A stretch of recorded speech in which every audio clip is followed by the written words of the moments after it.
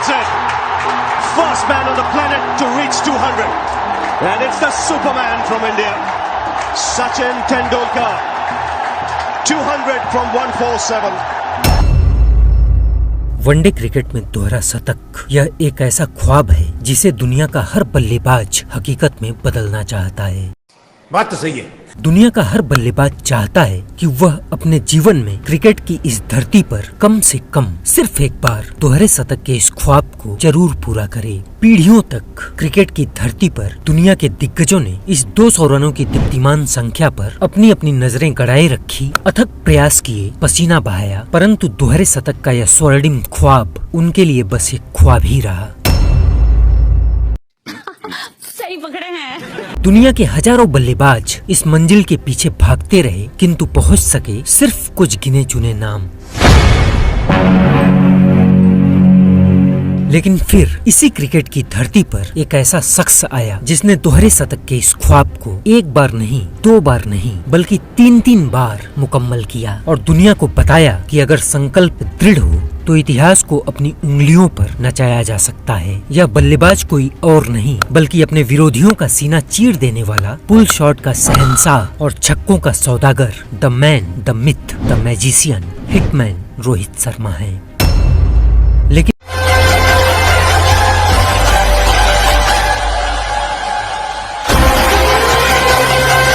लंका के खिलाफ खेली गई हिटमैन की वह 264 रनों की पारी इन सब दोहरे शतकों में सबसे खास है। क्रिकेट की धरती पर उस पारी को समाप्त हुए लगभग 1 दशक बीत चुका है, लेकिन वह पारी आज भी दुनिया के सभी बल्लेबाजों की पहुंच और उनकी औकात से बाहर है।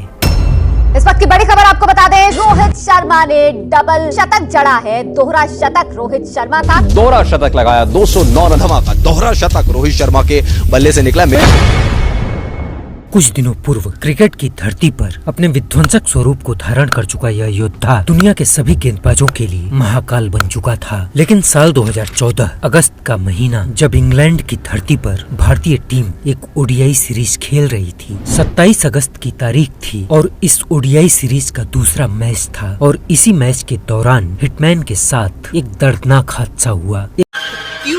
क्या हुई? कैच लेने के प्रयास में एक गेंद ने रोहित की तर्जनी उंगली को तोड़ दिया। यह दर्दनाक हादसा कार्डिफ वेल्स में सोफिया गार्डन्स के इस मैदान पर हुआ था और इस गेंद ने सिर्फ रोहित की उंगली को नहीं तोड़ा था बल्कि भारत के लाखों युवाओं की उम्मीदों को भी तोड़कर चकनाचूर कर दिया था। इस चोट के बाद भारत का यह विध्वंसक बल्लेबाज मैदान से बाहर हो गया और उसका भविष्य अनिश्चितताओं के घेरे में आ गया। तौबा तौबा तौबा, थारा मूड खराब कर दिया। रोहित शर्मा के लिए अगले कुछ महीने बेहद मुश्किल थे। वह चोट से उबरने के लिए पुनर्वास के दौर से गुजर रहे थे। रोहित के लिए एक अंधेरे का दौर था जब रिहैब की दीवारें थी और अकेलेपन की छत। हर सुबह एक लड़ाई और हर रात एक हार। और इस बीच बाहर की दुनिया तेजी से बदल रही थी, क्योंकि रोहित की जगह भारतीय क्रिकेट में एक नए सूर्य का उदय हो रहा था। नाम था अजिंक्य रहाणे। अरे देवा, ये गड़बड़ है बाबा। रोहित की जगह शिखर धवन के साथ टीम में ओपनिंग करने आए अजिंक्य रहाणे ने अपनी शानदार बल्लेबाजी से चयनकर्ताओं और प्रशंसकों का ध्यान अपनी ओर आकर्षित कर लिया था। अजिंक्य रहाणे ने प्रारंभिक बल्लेबाज के तौर पर शिखर धवन के साथ बल्लेबाजी करते हुए सिर्फ 4 मैचों में 2 शतकों के साथ कुल 228 रन बनाकर अपनी मजबूत दावेदारी को पेश कर दिया था। रहाणे के इस पराक्रम के बाद हर टीवी डिबेट, हर ट्विटर स्पेस पर अब सिर्फ एक ही सवाल था कि क्या हिटमैन नाम का यह तूफान अब अपनी इस चोट के साथ क्या इतिहास के पन्नों में गुम हो जाएगा? नहीं। 2015 का विश्व कप नजदीक आ रहा था और प्रारंभिक बल्लेबाज के तौर पर शिखर धवन एक छोर पर मजबूती के साथ खड़े थे और दूसरे छोर पर अजिंक्य रहाणे की चमक अब अस्थायी लगने लगी थी। और दूसरी तरफ रिहैब की कोठरी में बैठा यह शख्स अब अपने ही सवालों से हारता जा रहा था। क्या मेरी जगह अब मेरी नहीं रही? रोहित के चाहने वालों के दिल में भी अब सिर्फ एक ही सवाल था कि क्या उनके हिटमैन की कहानी अब खत्म हो जाएगी। एक तरफ मीडिया की सुर्खियां अब चिल्ला रही थी कि रहाणे ही रोहित का अंतिम विकल्प है और दूसरी तरफ रोहित के चाहने वालों का दिल बैठा जा रहा था कि क्या हिटमैन की विरासत अब धूल में मिल जाएगी। कई क्रिकेट के दिग्गज अब यह कयास लगा रहे थे कि this is the end of hitman. दुनिया की नजरों में अपने अस्तित्व को खो रहा यह शख्स अपनी चोट के कारण अब अपनी ही आंखों से अपने अंत को देख रहा था। रहाणे की परफॉर्मेंस, हालात और चोट के कारण धीरे धीरे टीम इंडिया के दरवाजे रोहित के लिए बंद हो रहे थे। खाओ माँ कसम। कुछ ऐसे ही हाल और हालात में नवंबर 2014 में श्रीलंका 5 मैचों की एक ओडीआई सीरीज खेलने के लिए भारत के दौरे पर था और इस सीरीज के प्रारंभिक 3 मैच जीतकर भारत ने इस सीरीज को लंका के हाथों से छीन लिया था। ऐसे में इस सीरीज के आखिरी 2 मैच बाकी थे और सच कहा जाए तो हिटमैन के पास 2 मैचों के रूप में यह आखिरी 2 मौके थे। बोटियां नोचने वाला गीदड़ गला फाड़ने से शेर नहीं बन जाता। रहाणे के बढ़ते हुए कद को देखकर यह बिल्कुल स्पष्ट था कि अगर इन 2 मैचों में हिटमैन का बल्ला अगर कुछ बेहद खास नहीं करता तो टीम इंडिया के दरवाजे शायद हिटमैन के लिए बंद कर दिए जाते। No, I'm not surprised that Rohit Sharma is not in the team. Not too much consistent one-day international form. Rahane और धवन की यह जोड़ी प्रारंभिक 3 मैचों में अपना लोहा मनवा चुकी थी। ऐसे में इस जोड़ी को तोड़ना और हिटमैन को मौका देना टीम मैनेजमेंट के लिए एक चुनौती भरा निर्णय था। लेकिन 5 मैचों की इस सीरीज में 3-0 की निर्णायक बढ़त लेने के कारण रोहित को चौथे मैच में एक आखिरी मौका देने का निर्णय लिया गया। 13 नवंबर 2014 कोलकाता के ईडन गार्डन्स का यह मैदान कई महीनों के इंतजार के बाद यह शख्स अपनी चोट से उबरकर अब 22 गज की इस पट्टी पर लौट चुका था। मीडिया से लेकर लाखों निगाहें उस दिन रोहित पर टिकी थी। यह मैच दुनिया के लिए बस एक साधारण सा मैच था, लेकिन उसके फैंस के लिए, उसके चाहने वालों के लिए यह किसी त्योहार से कम नहीं था। हिटमैन की उस चोट के कारण उसके लाखों चाहने वालों के दिल टूटे थे। ऐसे हालात में उसकी यह वापसी उसके फैंस के लिए किसी दिवाली से कम नहीं थी। लेकिन सबसे बड़ा सवाल यह था कि क्या हिटमैन अपनी पुरानी लय हासिल करेगा? क्या वह अजिंक्य रहाणे की बढ़ती लोकप्रियता के बीच अपनी जगह बना पाएगा या रहाणे की चमक उसकी राह रोक देगी? लिहाजा यह मैच कोई साधारण मैच न होकर हिटमैन के अस्तित्व की लड़ाई थी। ये क्या हो गया? ये क्या सुन रहा हूँ मैं? खैर, टॉस जीतकर भारतीय कप्तान किंग विराट ने बल्लेबाजी करने का फैसला किया और भारत की तरफ से रहाणे और हिटमैन की जोड़ी ने पारी का प्रारंभ किया। कई महीनों के इंतजार के बाद वह शख्स अब नीली जर्सी में नजर आ रहा था। अभी मजा आएगा ना भिड़ो। और कुलासेकरा के पहले ही ओवर में अजिंक्य रहाणे ने लगातार 3 चौके लगाकर अपनी तरफ से भारत को एक शानदार शुरुआत दे दी। एक तरफ जहां अजिंक्य रहाणे के बल्ले से बड़े शॉट निकल रहे थे, वहीं रोहित का बल्ला बिल्कुल खामोश दिखाई दे रहा था। और 5वें ओवर में रोहित ने बड़ा शॉट खेलने की कोशिश की, लेकिन गेंद परेरा के पास पहुंच गई। लेकिन किस्मत को यह कहानी उस दिन मंजूर नहीं थी और गेंद परेरा के हाथों से फिसल गई। आपने सबसे पहले घबराना नहीं है। 6 ओवर समाप्त हो चुके थे और भारत बिना किसी नुकसान के 30 रन बना चुका था। रहाणे जहां सिर्फ 16 गेंदें खेलकर 24 रन बना चुके थे, वहीं रोहित के खाते में 20 गेंदें खेलने के बाद भी सिर्फ 6 रन दिखाई दे रहे थे। ऐसा लग रहा था जैसे लंका के गेंदबाजों ने रोहित के बल्ले को किसी मंत्र के द्वारा बांध दिया हो। और 8वें ओवर में एंजेलो मैथ्यूज ने रहाणे को पगबाधा आउट करके लंका को पहली सफलता भी दिलवा दी। रहाणे के जाने के बाद कप्तान किंग विराट ने खुद न आकर रायडू को मैदान में उतार दिया। 10 ओवर समाप्त हो चुका था और लंका के गेंदबाजों ने सिर्फ 46 रन खर्च करके भारत के इन दोनों बल्लेबाजों पर अपना शिकंजा कस दिया था। रहाणे के जाने के बाद यह दोनों बल्लेबाज अब 1-1 रन के लिए तरस रहे थे और 13वें ओवर की आखिरी गेंद पर इरंगा ने रायडू का ऑफ स्टंप उखाड़कर भारत को दूसरा झटका भी दे दिया। 19 गेंदों पर सिर्फ 8 रन बनाकर रायडू भी जिस रास्ते से आए थे उसी रास्ते से पवेलियन वापस चले गए। Control control. रायडू के जाने के बाद अब भारत का किंग विराट खुद मैदान में आ चुका था और इन दोनों बल्लेबाजों ने लंका के गेंदबाजों को संभल कर खेलना प्रारंभ किया। और 24वें ओवर की पहली गेंद पर रोहित ने यह सिंगल लेकर अपना अर्धशतक पूरा किया। रोहित के यह 50 रन 72 गेंदों का सामना करने के बाद आए थे। हिटमैन की यह शुरुआत धीमी जरूर थी, लेकिन यह शांति समंदर में आने वाले तूफान से पहले की खामोशी थी। मैदान में खुले शेर का सामना करोगे, तुम्हारे मर्द होने की गलतफहमी दूर हो जाएगी।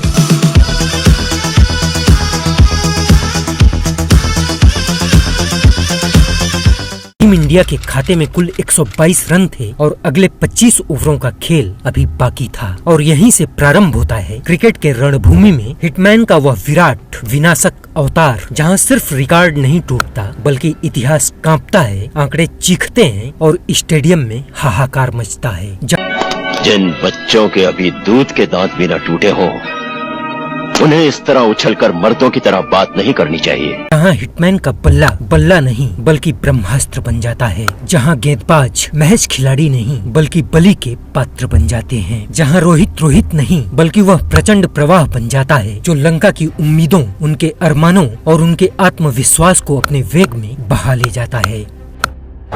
शुरुआती 72 गेंदों में सिर्फ 50 रन बनाने के बाद अगली सिर्फ 28 गेंदों में रोहित ने 50 रन और ठोक कर अपना शतक पूरा किया और 50 से 100 पहुंचने की यह रफ्तार किसी तूफान से भी तेज थी। Fifth 100 in one day internationals. Very well played, young man.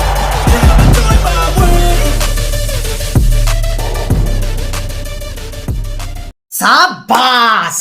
Rohit के सामने आज सिर्फ गेंदबाजों के नाम बदल रहे थे लेकिन अंजाम सबका एक जैसा था। गेंदबाज बार बार दौड़कर आ तो रहे थे लेकिन हर बार उनकी गेंदें रोहित के बल्ले पर बलिदान हो जा रही थी। हर ओवर में रोहित के बल्ले से चौके और छक्कों की बारिश हो रही थी और इस बारिश से लंका के गेंदबाजों की आत्मा और उनका आत्मविश्वास क्षीण होता जा रहा था।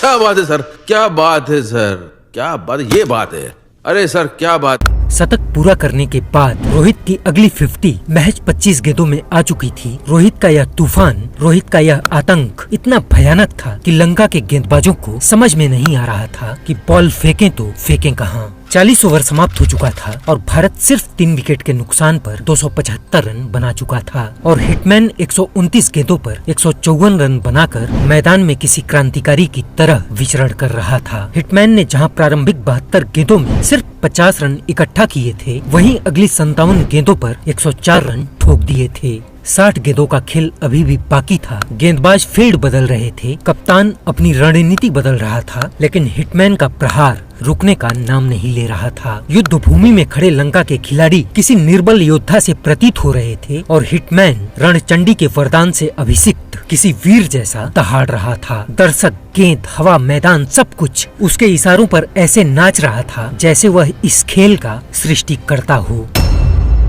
यानी मैं अपनी भुजाओं को उठा करके प्रण करता हूं कि इस धरती को राक्षस विहीन कर दूंगा।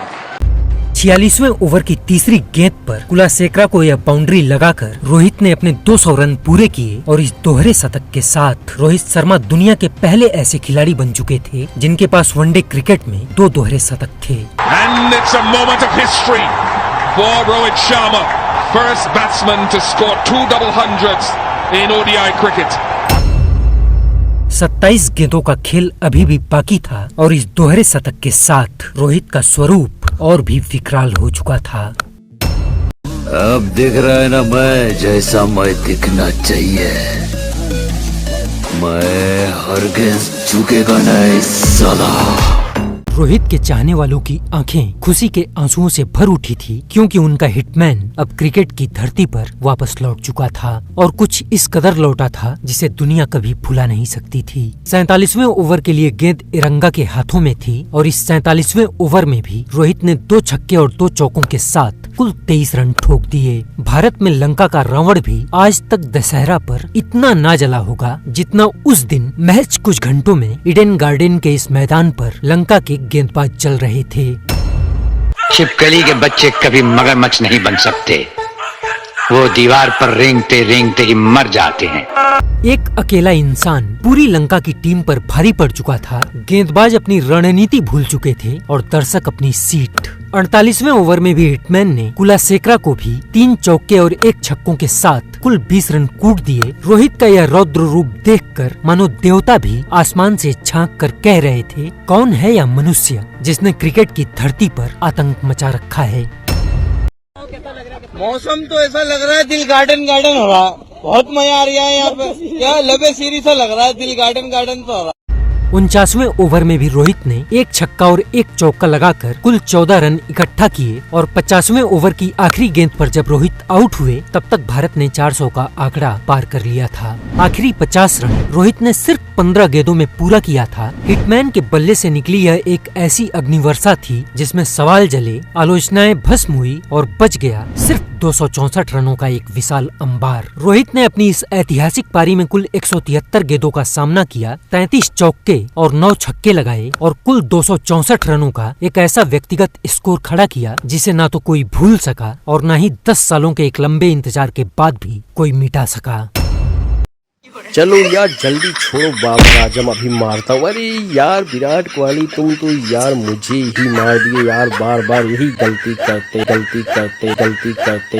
रोहित के इन 264 रनों की बदौलत भारत ने कुल 404 रन बनाकर लंका को सिर्फ 251 रनों पर समेट दिया और भारत ने यह मैच 153 रनों से जीत लिया। एक तरफ जहां अकेले हिटमैन का स्कोर 264 रन था, वहीं पूरी लंका सिर्फ 251 रनों पर सिमटकर अकेले रोहित से भी 13 रनों से हार गई थी। और इस भरम में मत रहना कि मैं यहाँ तेरे लिए आया था। नहीं, मैं अपने दोस्त के लिए आया था, अपने यार के लिए आया था। मैं झूठ बोलता है साला, ये यहाँ सिर्फ तुम्हारे लिए आया था रूपा। इस पारी के बाद लंका के बच्चे लंकापति रावण को जाने या न जाने, लेकिन हिटमैन नाम की इस तबाही को जरूर जानते हैं। हिटमैन का यह एक ऐसा रौद्र अवतार था जिसके बाद लंका के खिलाड़ी जब भी क्रिकेट की धरती पर उतरते हैं उससे पूर्व 264 दीप जलाकर प्रार्थना की जाती होगी कि हे भगवान, हिटमैन नाम की उस तबाही को दोबारा हमारे समक्ष खड़ा मत करना। लंका के गेंदबाजों को आज भी बस इतना कह दो 264 तो उनकी रूह कांप जाती है। कहाँ से आती? इस मैच के बाद लंका की गेंदों पर एक अदृश्य चेतावनी भी अंकित होने लगी। सावधान, रोहित शर्मा के विरुद्ध इन गेंदों का प्रयोग करना वर्जित है। और लंका में लंकापति रावण का नाम भले ही इतिहास में गुम हो जाए, पर कोलंबो की गलियों में बच्चे आज भी पूछते हैं, पापा क्या आपने रोहित शर्मा का 264 देखा है? खुशी बढ़ती जानी चाहिए जीवन के साथ, आनंद बढ़ता जाना चाहिए। रोज रोज लगना चाहिए कि कल कुछ भी न था, आज जो है उसके सामने। हर दिन जब आए नया दिन तो वो और बड़ी खुशी।